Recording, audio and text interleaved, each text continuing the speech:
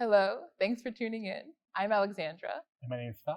and we're from the Infrastructure Institute, an interdisciplinary research hub at the University of Toronto School of Cities. And we're hosting this discussion at our Plus 2.0 exhibition here at the Collision Gallery in downtown Toronto. Whether it's through our exhibition work or advisory work, one of the questions we get a lot when it comes to creative mixed-use buildings and projects is, what about noise? And so we decided to explore it through this conversation with Professor Farzaneh Hemmasi, who is an ethnomusicologist at the University of Toronto, who conducts research in the beloved Kensington Market neighbourhood of Toronto, exploring the tensions and opportunities in community building around noise in the city. And we're also joined by Mike Tanner, the manager of music sector development at the City of Toronto. So welcome, Farzi and Mike. Thank you for joining us today. Glad to be here. And so my first question for you is, we're in Toronto. Toronto is a place that we're dealing with an unaffordability crisis, particularly around housing. We need housing, we need it quickly and fast. And so the city also wants to support the music sector and the cultural sector, especially. But no one wants to live next to like a nightclub or some of the things we propose in this exhibition. But so what are some of the challenges of addressing both of these needs at the same time? I think one of the challenges is just around expectation, and I think it's reasonable, eminently reasonable for residents to expect not to be disturbed, to expect a good night's sleep, to expect to be able to come and go from their dwellings without having to cut through long queues, to expect no garbage in the street afterwards. And it's also reasonable for a venue operator to expect to be able to do what they do, as long as they're doing it responsibly and thoughtfully and as a member of the community, without facing vexatious complaints. So it's a question of balance and expectation. And I think, Alexander, when you talk about the city's affordability crisis, and certainly that's top of mind for so many of us, if we're talking about building new units, new residential builds, or repurposing existing structures in order to accommodate affordable housing that is near to existing music venues, then there needs to be some dialogue ahead of time with what is the expectation, what is the music venue already doing, what is its impact on the community, and how do we mitigate that by making sure that the residential structures are appropriately built, constructed, oriented, and all of that. We have a Toronto version of an international planning guideline principle called Agent of Change. I can talk a little bit about that later on, but that's one of the things that mechanism seeks to do is managing expectations and setting out ahead of time. Here's what the landscape is pre-existing. Here's what you're moving into. Here's how we can all work together with communication to help to mitigate any harm.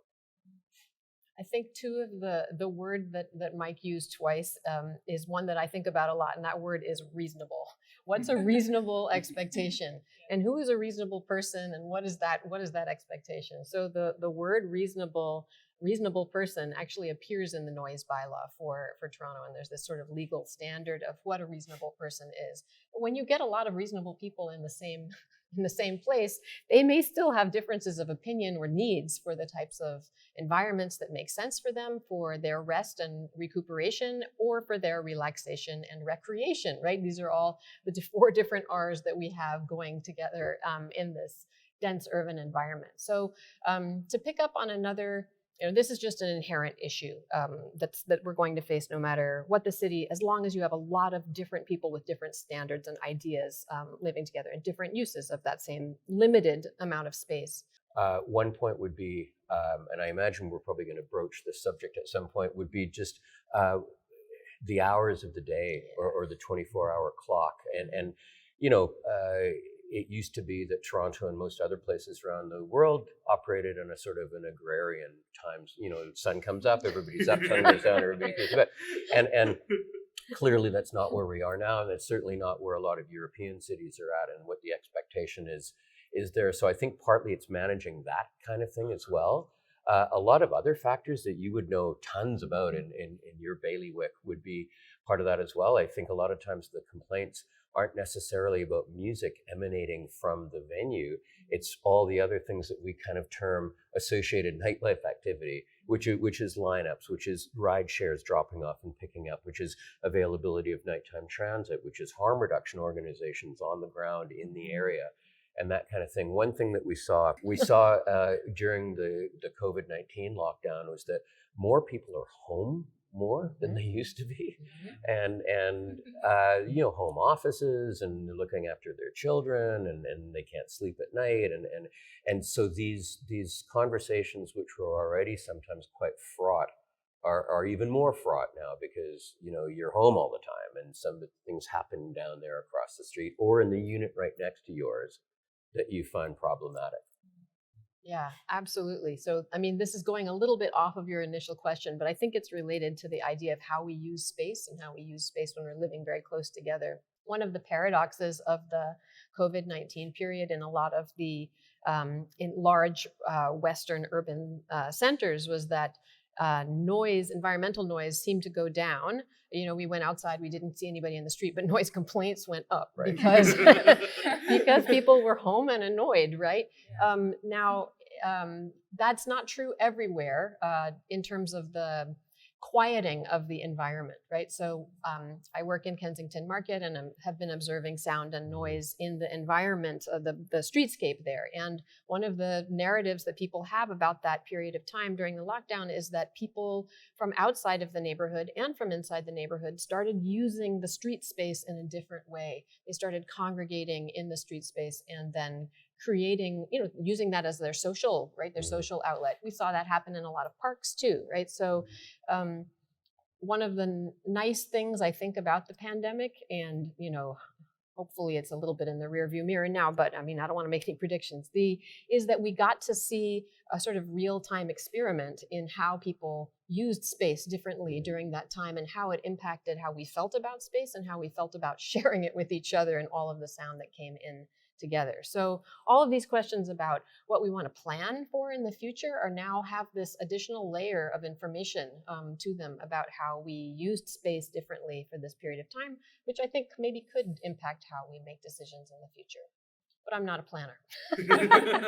I was going to say, like, my favorite thing is always thinking about whenever I go to Kensington, especially on Saturdays, there's always this one guy who's like DJing outside, and he's just like having, he's just playing with his mix board and just like play some beats, but it's like really like nice to be around, and especially like it isn't necessarily where you typically would see music performances or anything, but there's something really fun about kind of like using the streetscape and kind of like starting to reimagine how we imagine kind of our like landscapes. And so that's something for sure that is always, it's like kind of fun to see kind of pop out, especially a lot more. Yeah. The question is though, would you want to live next to that guy? That's the other side of that question, right? Like it's great if you're visiting, but it's not always great if you're there all the time. And if you don't have the means to say, go to your cottage on the weekend, right? Yep. Which some people have that, but a lot of people don't. And we were talking just before the camera started rolling about Kensington being a really interesting microcosm. It's neither fully residential nor fully commercial nor fully zoned entertainment. It's a bit of an amalgam of all of those things. And so these kinds of questions come into play. One of the things, piggybacking on your question, Alexandra, I think we may see just naturally is of course, the way Toronto evolves as a city, we're a big city, we're slowly building transit, is that there may be some of this densification happening outside the core. Typically in Toronto, as in most cities, if you're talking about building up, it's happening within a few square kilometers downtown. Now I think we're going to start to see in the decades ahead those pockets springing up elsewhere in the city, Scarborough, North York, Etobicoke, with accompanying, commercial centers and entertainment uses and things being planned for those areas as well. Is it okay for me to ask him a question? Okay. So the agent of change thing is really interesting. And that's one of the reasons I was hoping that this question would get included in the roster, because it, in a way, to me, it says to the neighbors and the neighborhood and the condo developers, let's say, this is what's already here. So you're the one coming in. Don't you try and change us once you come in. And that's a very different attitude than the principle of saying we have the right to the quiet enjoyment of private property above all other rights. Yes. Yeah. Can you talk about that a little bit? Yeah, sure. You'll probably know parts of this trajectory that I don't, but to my knowledge, the agent of change principle or set of principles began in Melbourne, Australia. And from there migrated, I think San Francisco is probably the North American city that manifests it the strongest. And essentially the agent of change in that phrase is the new entrant into the environment, whether it be a residential building or it could be a music venue, new music venue going into a previously residential or mixed use area. Whatever it is, the agent of change has the incumbency to mitigate to the greatest degree possible any potential sound conflict. So in the case of a residential developer in Toronto, what we do is we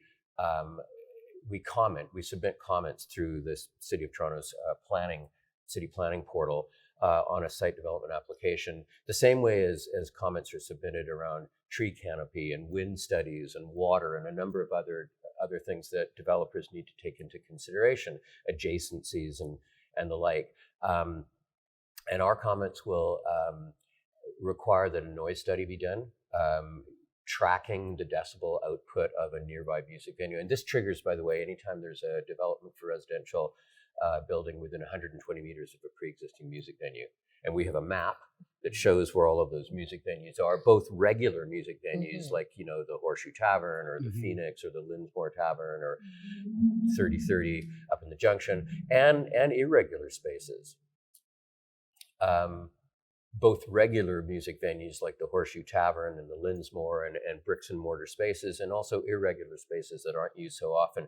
The gist of it is that we don't want somebody moving in next to Yonge Dundas Square and then going, oh, there's festivals and noise coming from there 2 years later. So it's the same kind of a principle that the City of Toronto had around developments near a rail line or near a 400 series highway. So you don't want somebody moving in near the 427, and then 2 years later they go, oh, geez, there's traffic noise at rush hour here. So it really just helps the developer and future lessees and purchasers down the line, again, manage expectations, know what they're liable to encounter. We also require that every offer of purchase and lease in that building be accompanied by a warning advisory. So it's kind of caveat emptor in that way. Now, it's not perfect. There are things that probably be a little bit more ironclad around it. And also because of the cycle of development, we started doing this in 2018. There haven't been a lot of cases where we've actually said, okay, here's a new residential building. The agent of change principle was involved during its construction and its planning, and let's see how it's road tested now.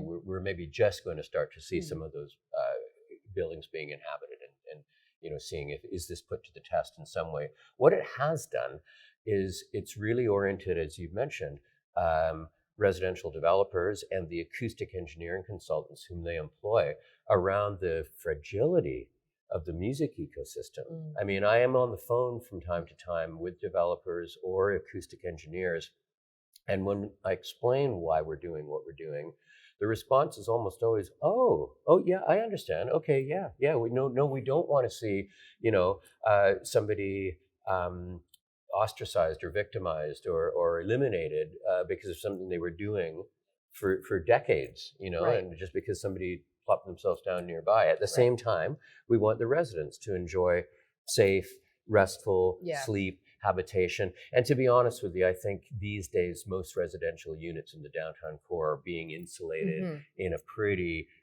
comprehensive way. So it's a noisy place. There's trucks backing up, and there's planes flying overhead, and there's traffic, and there's sirens, and there's all kinds of endless stuff. construction. Yes. Endless.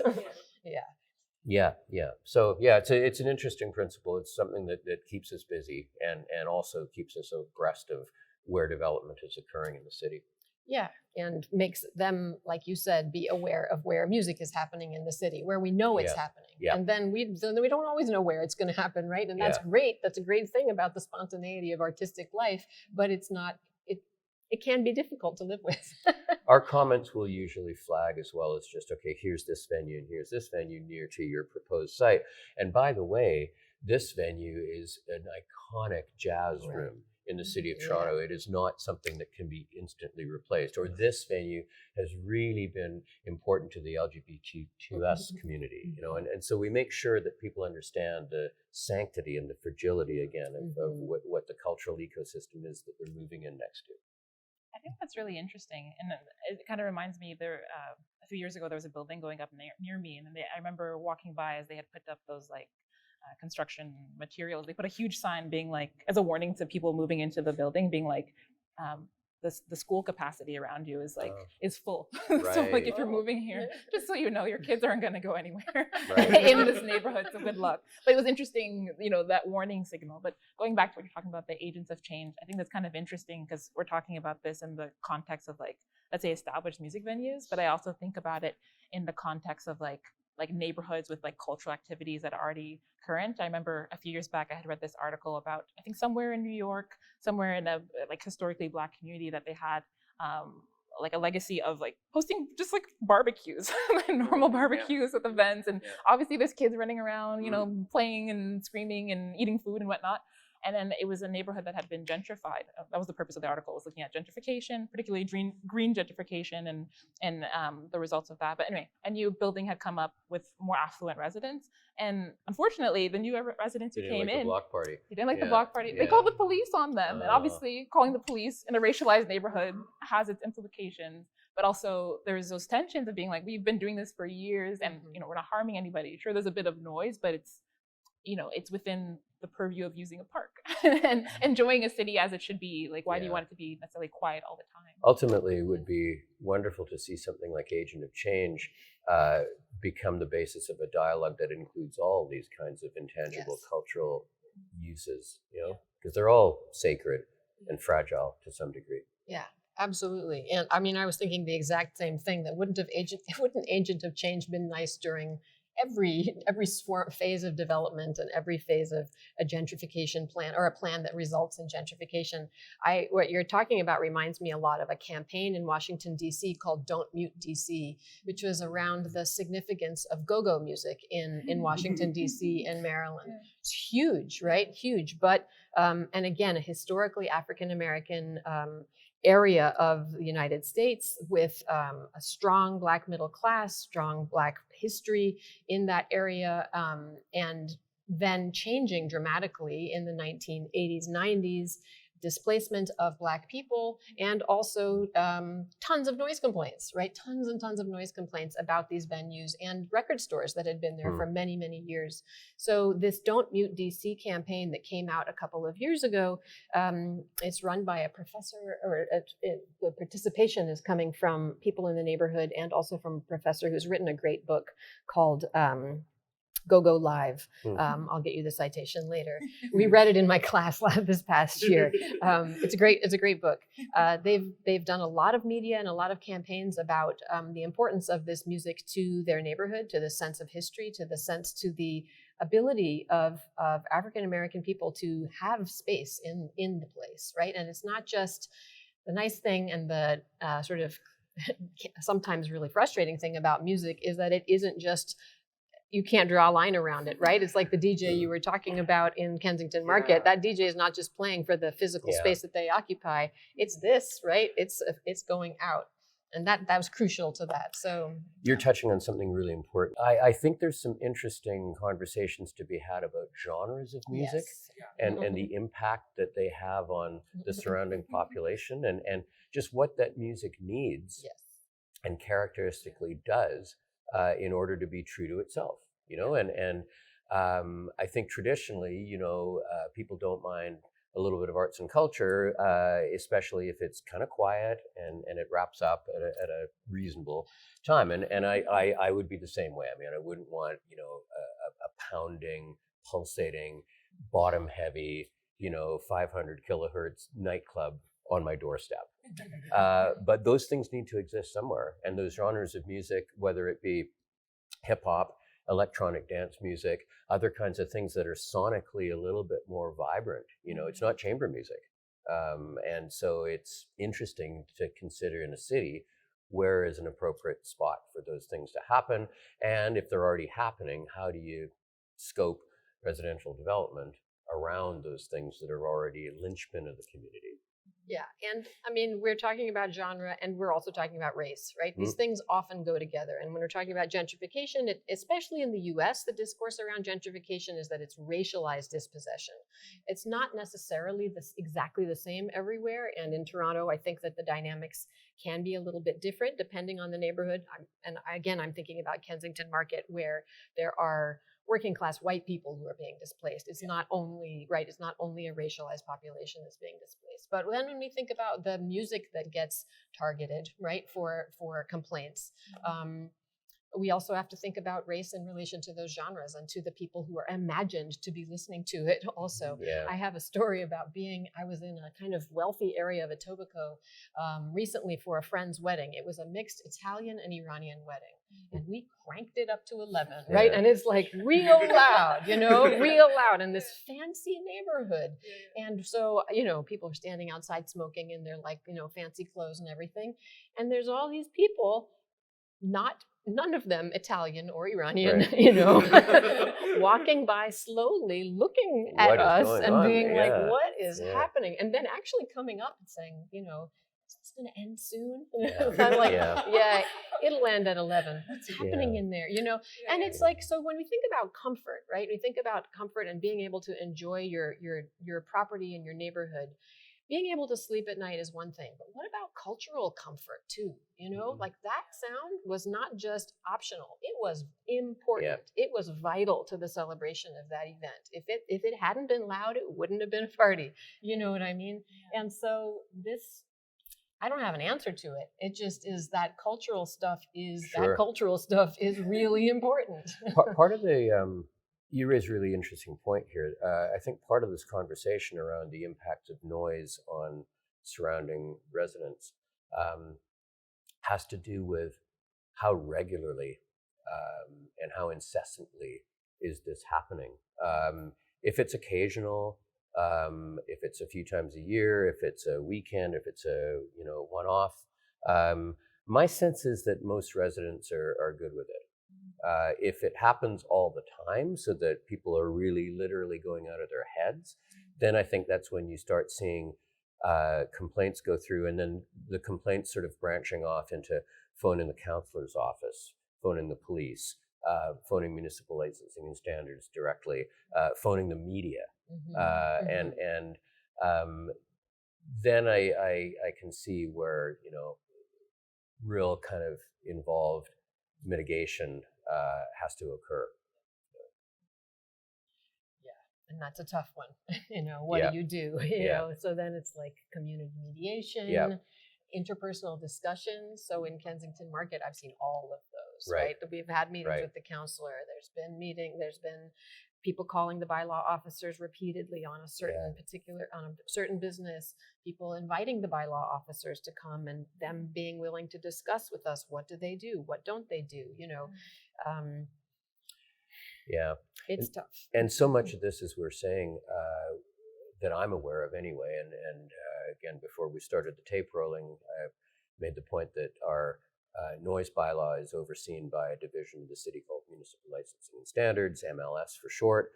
That's really there. They are establishing the bylaw, and they also enforce the bylaw, and they enforce a whackload of other bylaws as well. They have a difficult job.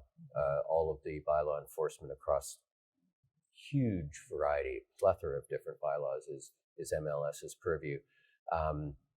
And sometimes they end up having to enforce things that are not even city bylaws. It could be provincial statutes, but the province doesn't have people out there in uniform. So it's MLS having to do things. And theirs is not an easy job by any means. But one of the things that yes, complaints went up during the pandemic, and yes, complaints, my understanding, are often not about just music. It's about all this other stuff. And that's where I think sometimes there is the room for negotiation and the room for mitigation and the room for community meetings to actually yield something there. Something as simple as, where are your Ubers or Lyft dropping off or picking up? Is it right there underneath the window? Is the guy idling in the street? Or can we make it down there on Spadina and Nassau instead of at Augusta, Right. Little things like that. Where is the lineup broken up so to allow people to get into the convenience store next to the venue? Is there open stanchion helping to, is there people kind of out there afterwards cleaning up litter, because those are all things that I think if you've already dealing with a noise issue, all these other concomitant issues could just kind of put a resonance through the roof, and justifiably so. Right. Yeah, and that might be the thing that they know they can call 311 about. Yeah. And the rest of it, they're not sure what to do, So I think it's a lot of tweaking sometimes instead of saying no. It's like, well then, okay, so we're going to coexist. So I'll give here, you give there, and then we kind of, work it out as we go. It's almost like what's a give and take and all this. Absolutely. It's like, how do you sort of mitigate kind of all these people and all these sort of ideas? And I think it's like this sort of, it's because the more we talk about it, the more I keep thinking about also just like our own public reaction to the proposal that we looked at. So, I think I remember one person came to us and was like, I don't think a techno club can work, but what about classical music? Right. And I think it keeps bringing up, like, I realize like it really does bring up the types of, what are the kinds of communities that people are looking for? And it also kind of then highlights sort of a lot of the issues behind a lot of these kind of wants and needs and like who deserves space. And I think and oftentimes like we were also thinking a lot about how a lot of the, in this particular proposal, we were really interested in, we were thinking about like a lot of local Toronto DJs. So like someone like Bambi or thinking about Chippy Nonstop that are focusing more on a lot of queer, Black, techno, like music, and the lack of spaces in already, let's say, downtown Toronto locations that are already designed for it. A lot of these venues that already don't allow, or they often tend to steer away from a lot of these like musicians because they might bring quote unquote the wrong crowd. So then they're kind of then left to finding alternative spaces. So I think there's a new wave of these sort of like DIY spaces and going out of the city. So like a lot of these parties are now happening, let's say in the Junction, or they're in the Stockyards or on Geary. And so there's been this sort of new lead of, they're sort of like, they're looking elsewhere. But then that also then brings in this sort of, you're then bringing in this sort of new kind of, I guess, like topology or program to a space that may be typically quiet. Or sure, those are all really good points, Phat. Somebody like Chippy Nonstop is a real avatar for a certain community in the city, right? Yeah. And so many other DJs and artists as well. Really, live music is a vehicle for building community, and there's so many different communities. We've known for a long time that DIY spaces, alternative spaces, non-traditional spaces are a real necessity for diversity in promoting and encouraging and aiding and supporting culture. It's not reasonable to expect some of the bricks and mortar established venues downtown to necessarily book those things. It's maybe off-brand for them. It just doesn't fit the business model. I think a lot of times people work with who they know and sort of kind of like, okay, we use the same promoters, and there's nothing wrong with that, really. I mean, we have sought at different times in my office to try to bridge those gaps and introduce promoters who haven't necessarily worked in a space to the venue operator, to the booker, and there are some established venue operators who I think do a great job of that, who seek out different promoters and different crowds for their rooms, and that's great. It's always amazing to walk into an established venue and see, wow, there's a whole new crowd for this space, and it's amazing. One of the issues with the alternative non-traditional spaces is zoning and permissions and all of that stuff. And I know when I say those words, people's eyes glaze over and they go, oh, it's a city guy talking about that stuff. Yeah. But I mean, a lot of that stuff is around safety. You really can't have a rave in a concrete batching plant without there being significant risk to your attendees.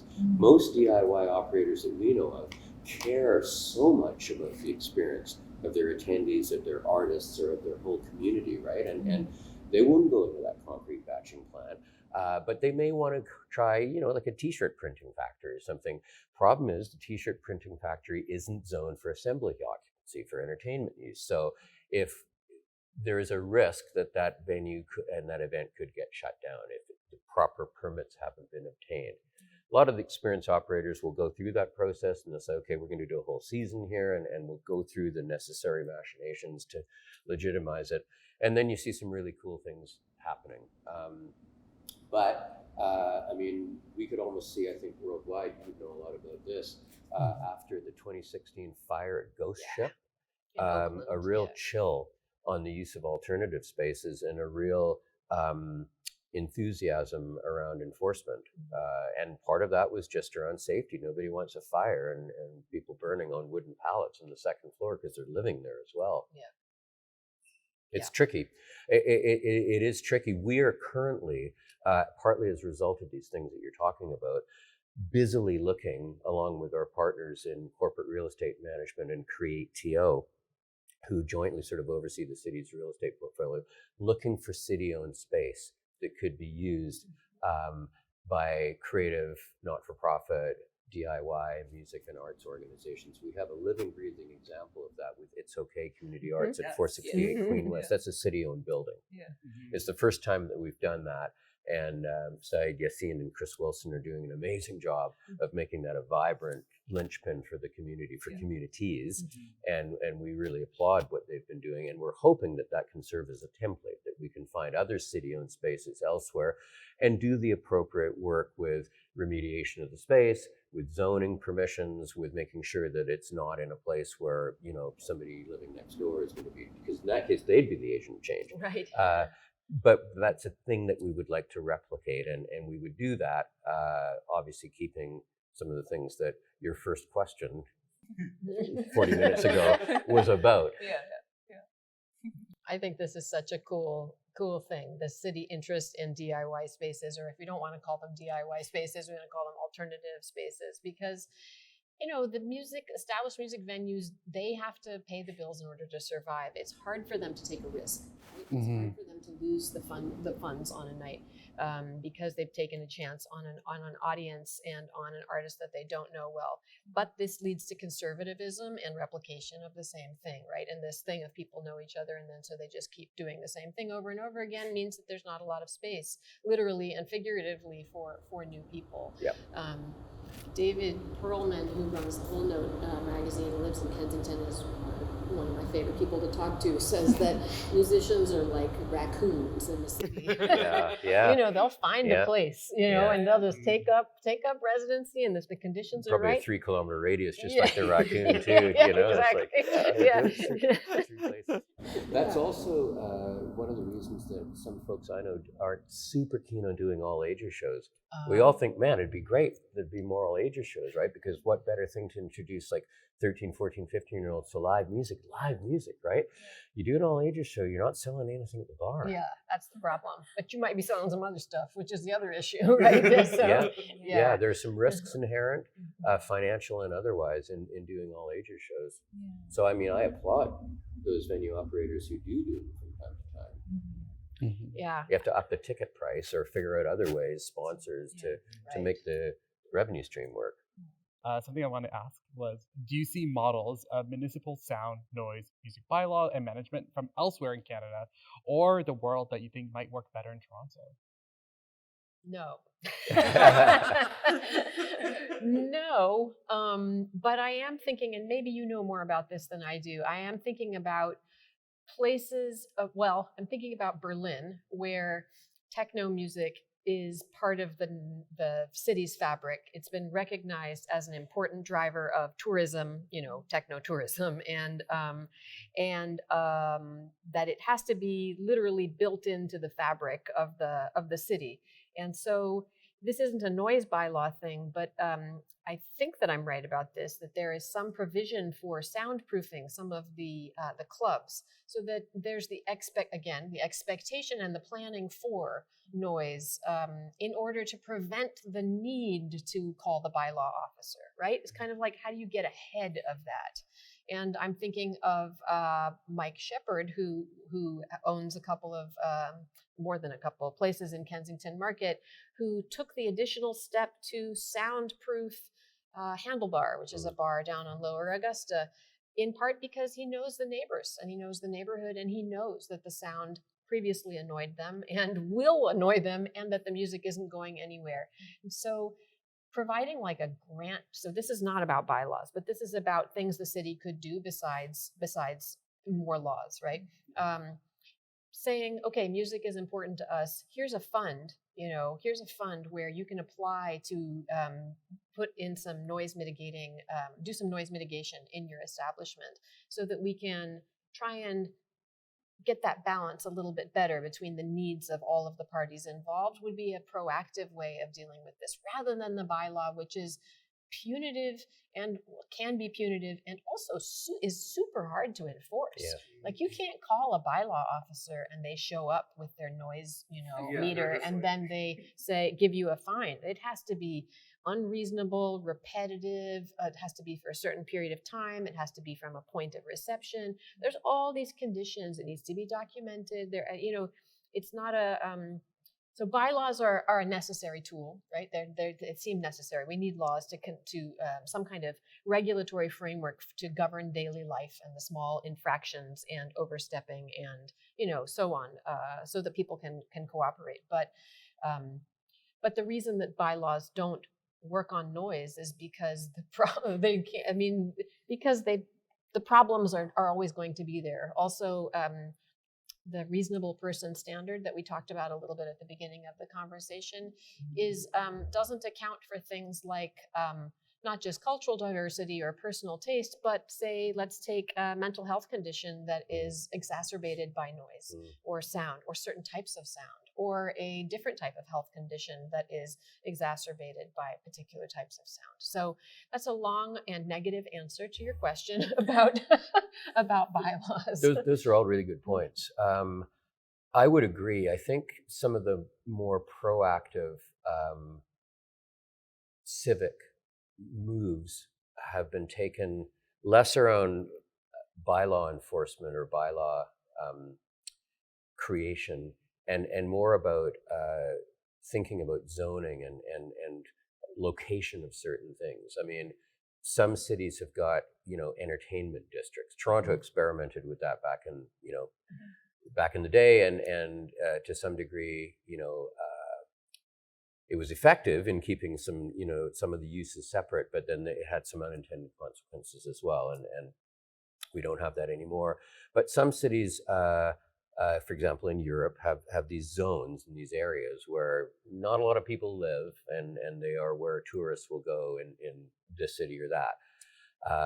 Austin, Texas, with whom we have a music cities relationship, share a lot of best practices on things, has got something called the Red River Cultural District, which includes some of the premier venues, Mohawk, Stubbs, Elysium, along Red River. And there is a different set of rules and regs that apply to the Red River Cultural District than some of the other parts of town.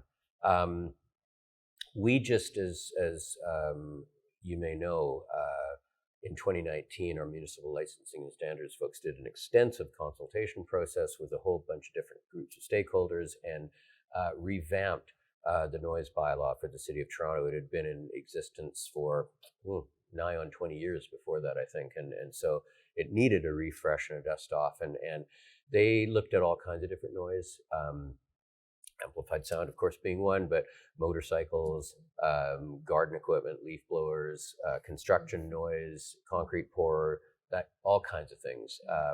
And they came out with a new set of guidelines around it, which are due to be reviewed again this fall. MLS is actually just about to embark on this process and do some interviews and do some feedback gathering and come back to council with a report on here's what we did and here's what we're hearing and here's where we need to maybe collect some more data. And because it's obviously an unusual time in which you've been collecting data over the last few years, which, as Farzaneh said, we're sometimes quite quiet. One of the biggest changes in Toronto's noise bylaw, as it refers to amplified sound, is the point of reception changed from the property line of the venue itself or front of house mixed position in a venue at a festival site to the point at which the complaint had been received. In other words, the complainant's residence indoors or outdoor measurements are both within scope. And to Farzaneh's point, I think that one of the issues with that is if a resident is experiencing issues with noise and they call through N1 or they directly get through to MLS, there's a good chance if it's at night that they won't be able to get any kind of a immediate response. And so it's a limited value maybe from the resident's point of view if a visit happens sometime next week during the day. So it's a capacity issue, it's a timeliness issue. And I think that goes back to the idea of having persistent, consistent sources of noise where MLS can anticipate that and do some measurement in an appropriate spot at an appropriate time. When festival organizers, for example, apply for a noise exemption permit, that comes with it. MLS inspector taking readings and making sure that there's compliance. And for a lot of the large festivals and events, that seems to work because they know what the parameters are and the residents know who to call and all of that as well. Yeah.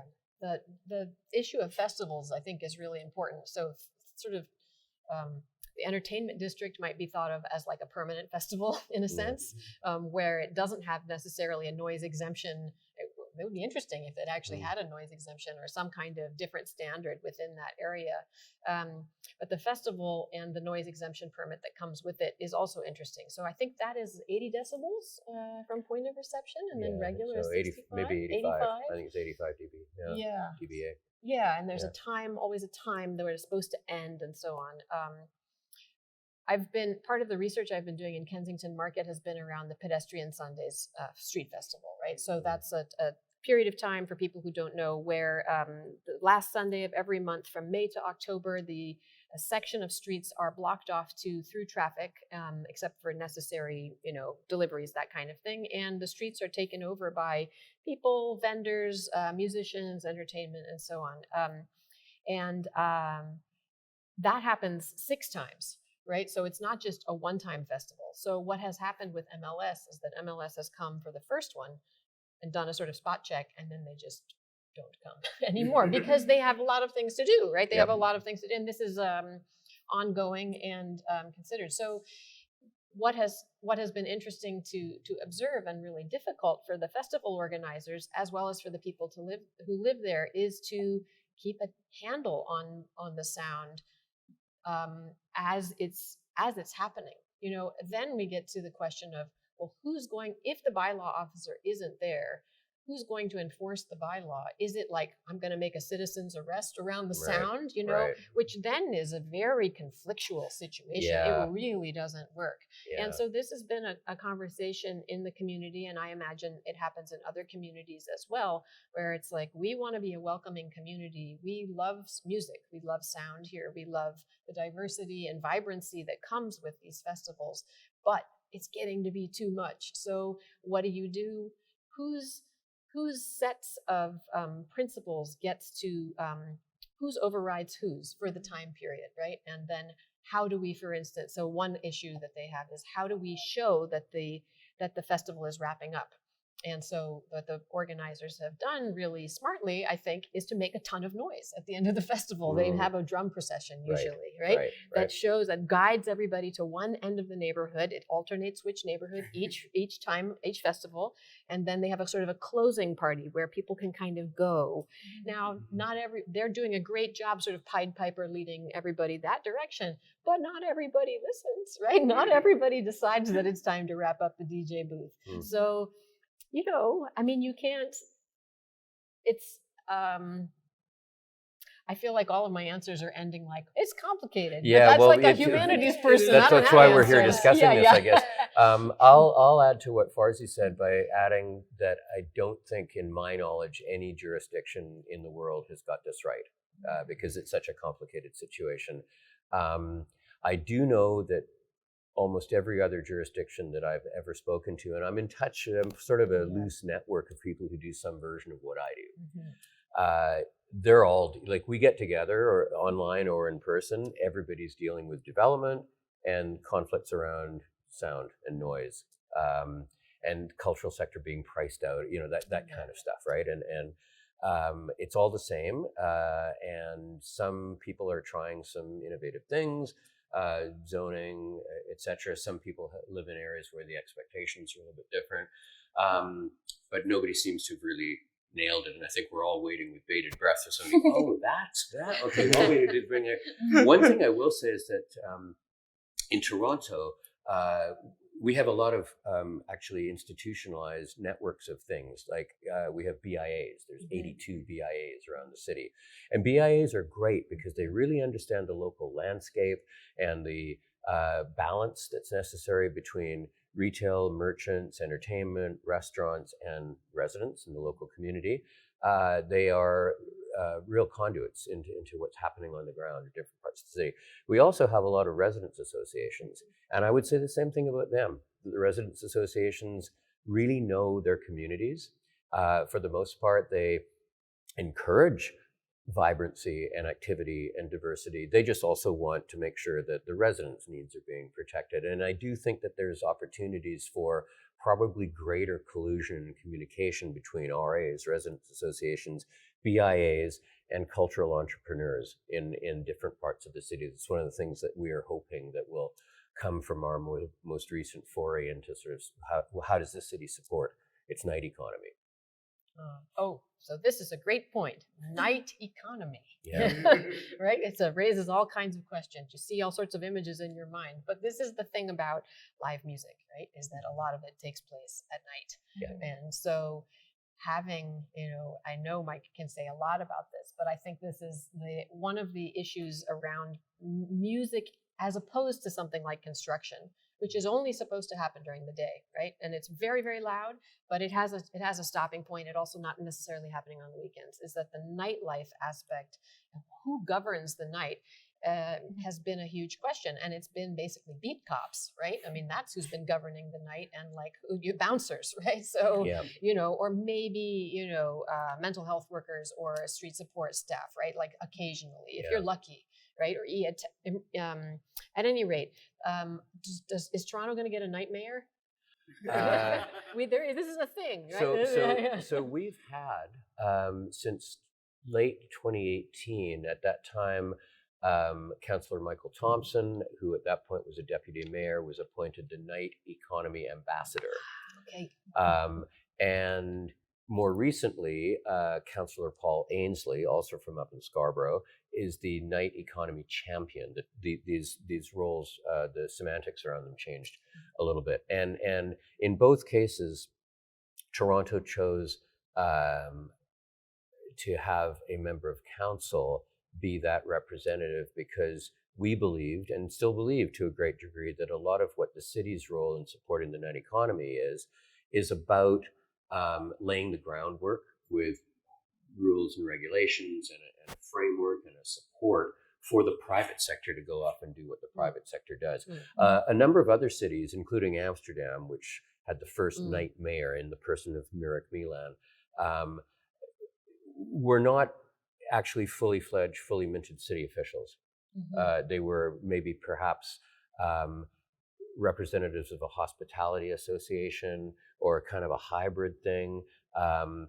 Whereas we felt back in 2018, and again, I think we would probably still, if put to the question, come up with the same thing, that really the city's role is to support the private sector, the cultural sector, through doing what cities can do, not through programming things, not through sort of getting involved, outside of things like Nuit Blanche and occasional forays into that type of thing, but really ensuring that the right regulations are in place to support the cultural sector, to support residents, to support businesses in the community, and also that conversations are being had around these other really important infrastructural tools and necessities, such as transit, such as lighting, such as basic infrastructure, such as harm reduction organizations, such as emergency response, such as people being able to get back and forth on shift work late at night. Because the night economy, it's music, it's entertainment, but it's also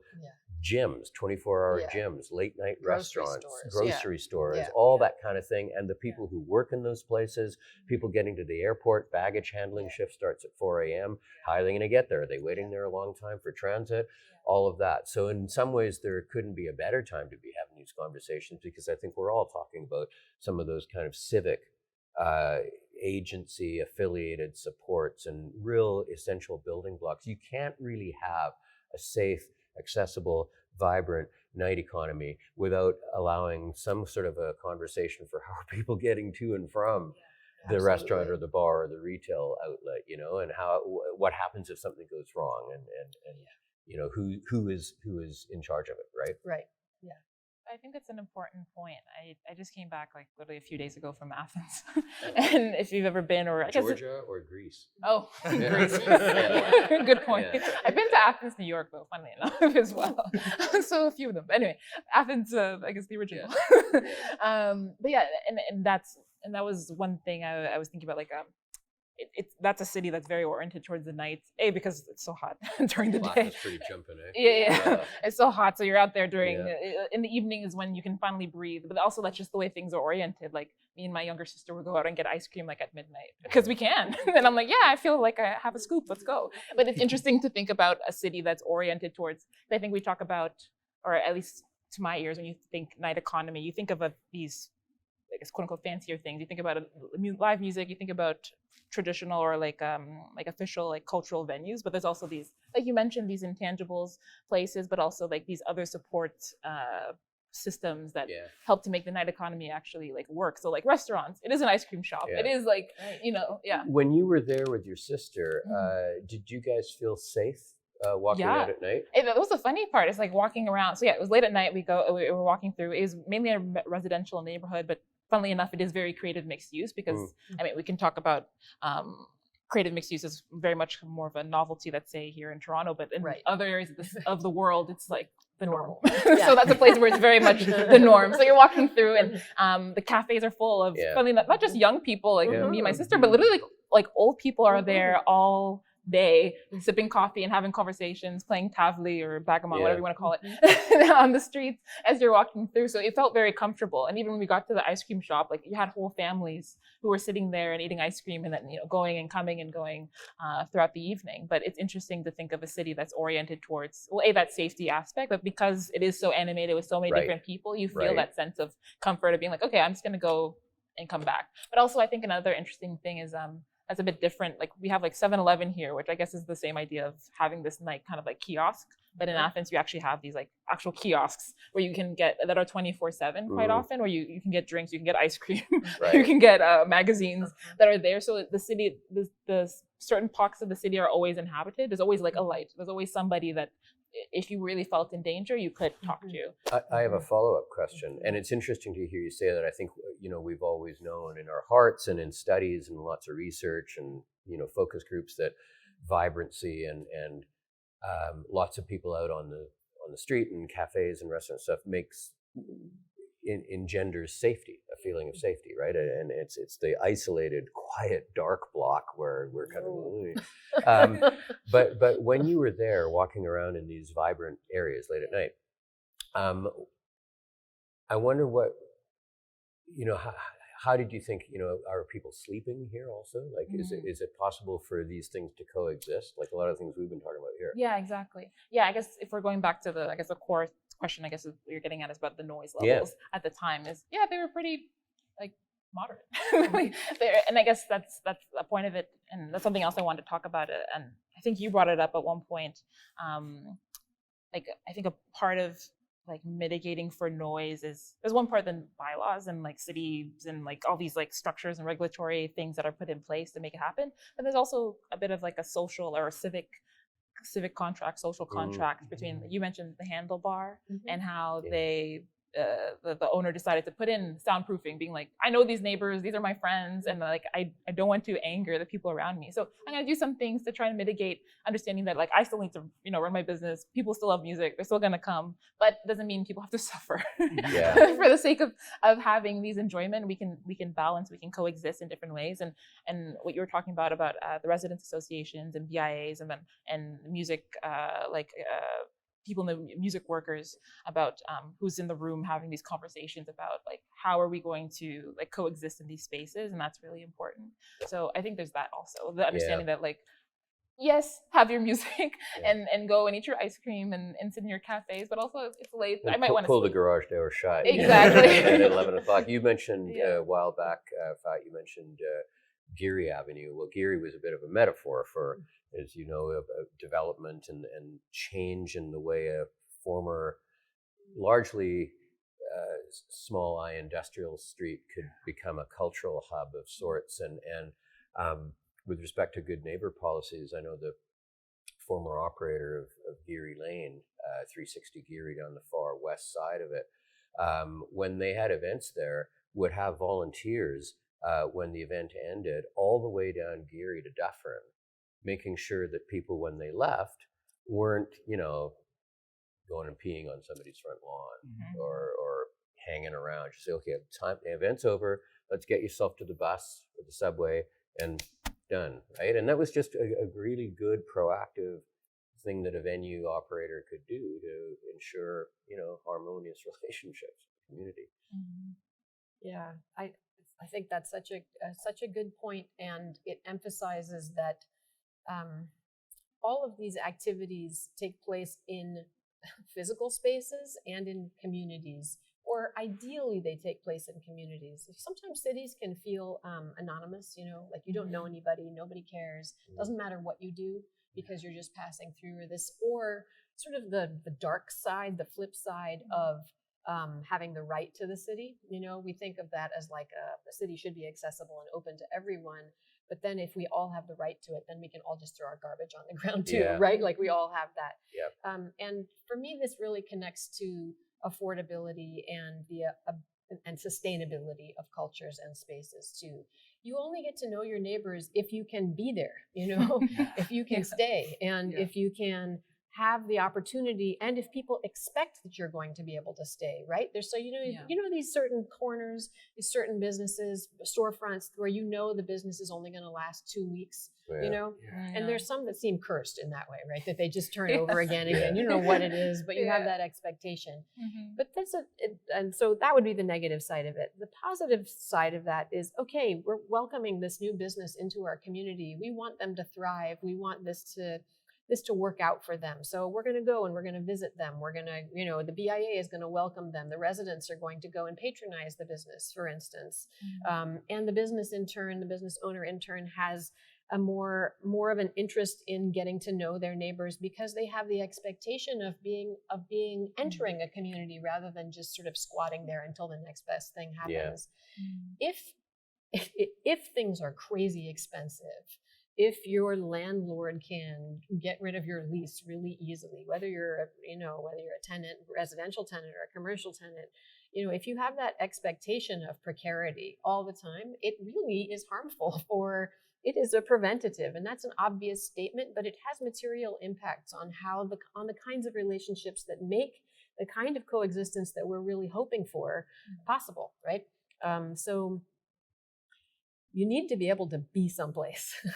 And not have the rug pulled out from you all the time. And being someplace, I mean, so many of the venue owners that we know, the bricks and mortar venue owners and some of the promoters as well, consider themselves real linchpins of their community. A whole bunch of them I know are on the BIAs. They show up at community meetings. With respect to noise, they'll give out their phone number, whoever's running front of house that night, just so that if there's somebody in the neighborhood who's having a problem, they know who to call, because they want that dialogue, with a direct dialogue with the community, rather than having it filtered through all sorts of levels of enforcement or the police get called. That's not the way to make a harmonious relationship tick. So they really take an active part in the communities that they're situated within, and I think that's with the hope and expectation that they're in it for the long haul as well. Yeah, that's really nice when you can see that happen. And I'm with you 100% on the BIA and the residents associations really talking to each other, because these are this is what makes the city work, right? Is not just the government, but that. So to get back to the church and the DJ, why not? As long as you talk to your neighbors and they know that the church service or whatever the DJ set is going to last from then to then do it. There's a lot of empty churches, unfortunately. I read your panel back here, and it's bang on. Like it's right there, and a lot of faith-based institutions across the country are of dwindling significance to a large population. And a lot of real estate, beautiful. Sometimes those choir lofts are just acoustic gems, right? Yeah. Lots of space down below or at the back for different kinds of cultural use. I imagine you guys are going to talk to Kendra Fry at some point. Creative Collisions and the work that she's done about pairing faith-based institutions with cultural entrepreneurship and so cool.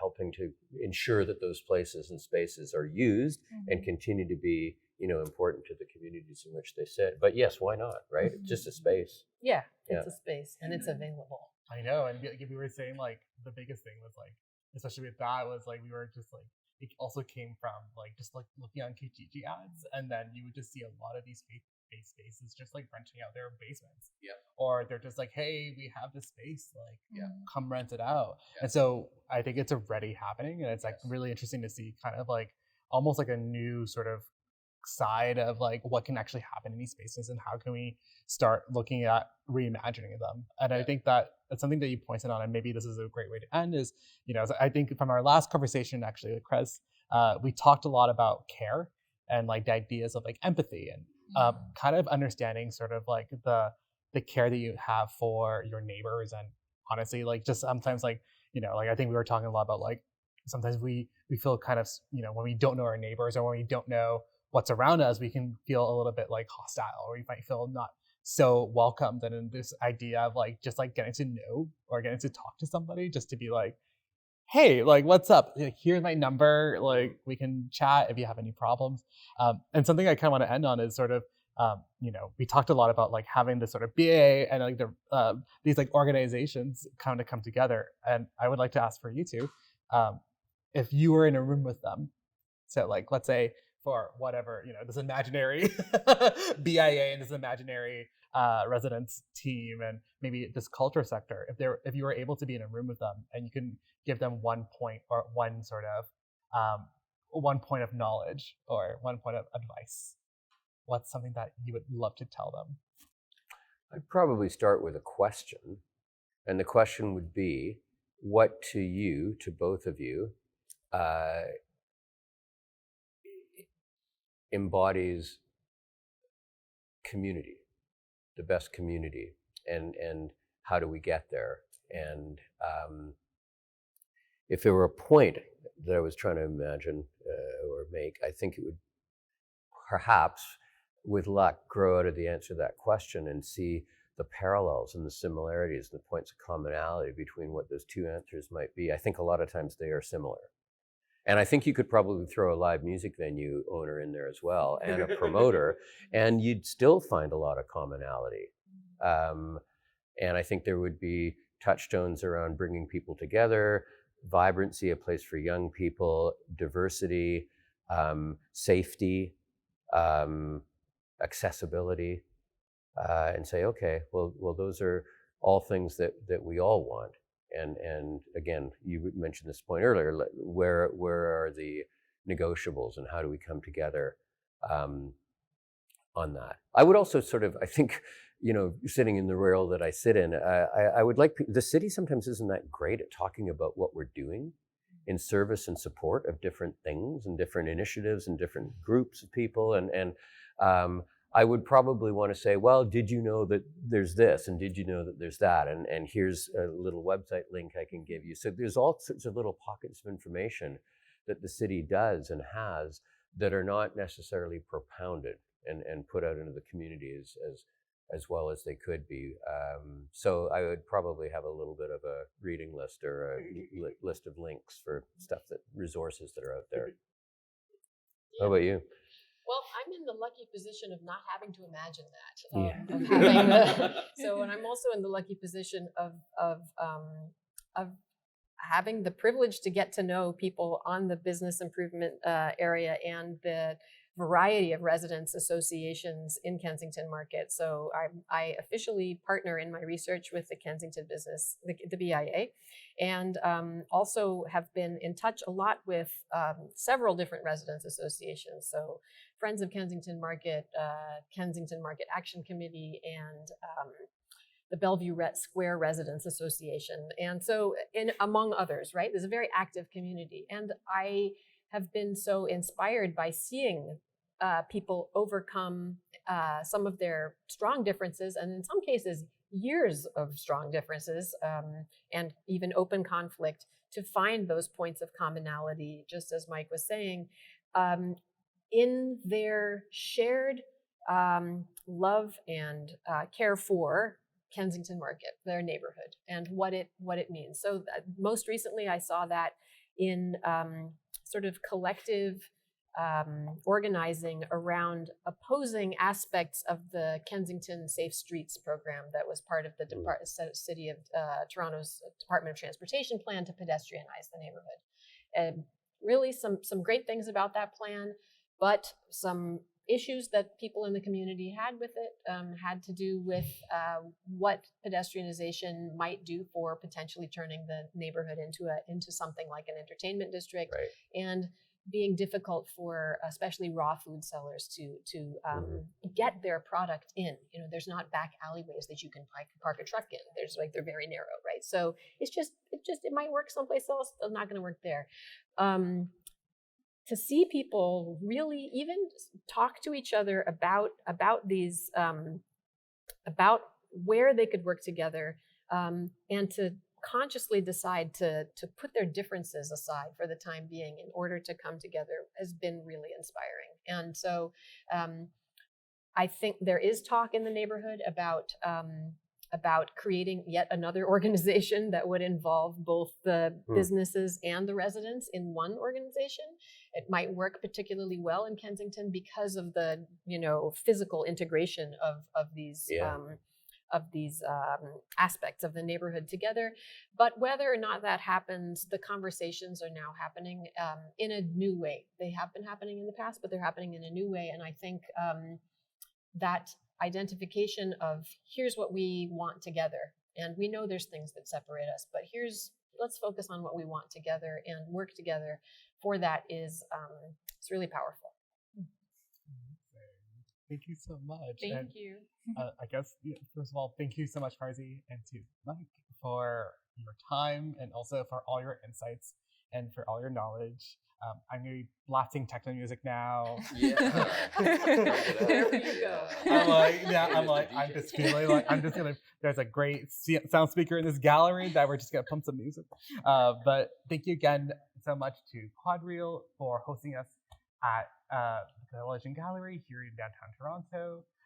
If you'd like to learn more, and if you would like to find our events and programming and all the other fabulous fun stuff out there, please follow us at the Infrastructure Institute website, so infrastructureinstitute.ca, and hope to see you around soon. Thank you so much.